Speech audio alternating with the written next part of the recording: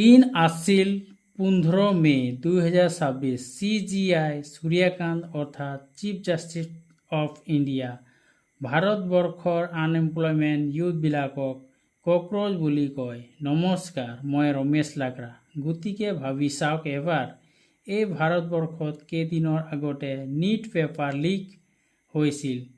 দৈনন্দিন জীৱিকাৰ বাবে ইউথবিলাকে কাম পোৱা নাই। বস্তুৰ দাম দিনে দিন বাঢ়ি আছে। বহুতো যুৱক যুৱতী আনএমপ্লয়মেণ্ট হৈ আছে। আৰু এনে সময়ত দেশৰ সুপ্ৰিম কোৰ্ট অৰ্থাৎ চিফ জাষ্টিছ অফ ইণ্ডিয়া এনে ধৰণৰ মন্তব্য দেশৰ ইউথসকলৰ মাজত বিতৰ্কিত দেখা যায় আৰু দেশত মুখ্য খবৰ হৈ যায় আৰু দেশে আচৰিত ভাবে। কিন্তু বেলেগ দিনা CJI সূৰ্যকান্ত ক্লাৰিফিকেশ্যন দি কয় যে মই ভাৰতীয় ইউথবিলাকৰ বাবে নহয়, কিন্তু যিসকল ইউথবিলাক ফেক ডিগ্ৰী লৈছে, এনে পঢ়ি আছে, সেইবিলাকক কৈছোঁ। যিসকল ল' মিডিয়া আৰু ছ'চিয়েল মিডিয়াত সোমাই আছে, সেইবিলাকক pillar of A develop India বুলি কয়। সেই কথাবিলাক বহুত বাহিৰত বিয়পি পৰিল আৰু ছ'চিয়েল মিডিয়াত ভাইৰেল হৈ যায়।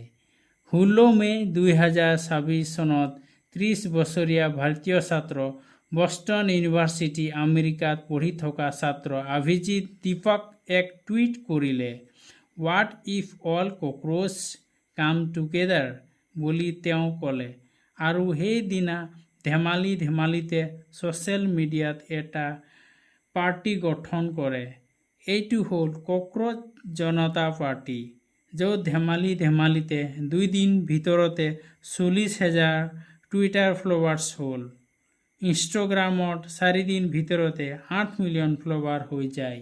আৰু চাওঁতে আজিৰ দিনত 22 মিলিয়নতকৈ অধিক ইনষ্টাগ্ৰাম ফলোৱাৰ্ছ হৈ পৰে আৰু সকলোতকৈ ডাঙৰ পাৰ্টি হিচাপে পৰিণত হয়।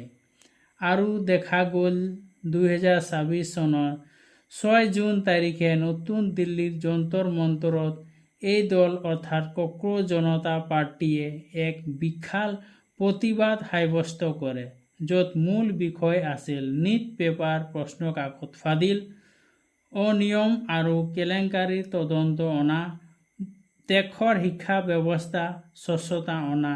এই অনিয়মৰ নৈতিক দায়িত্ব স্বীকাৰ কৰি কেন্দ্ৰীয় শিক্ষামন্ত্ৰী ধৰ্মেন্দ্ৰ প্ৰধানক পদত্যাগ কৰা দাবী জনায়।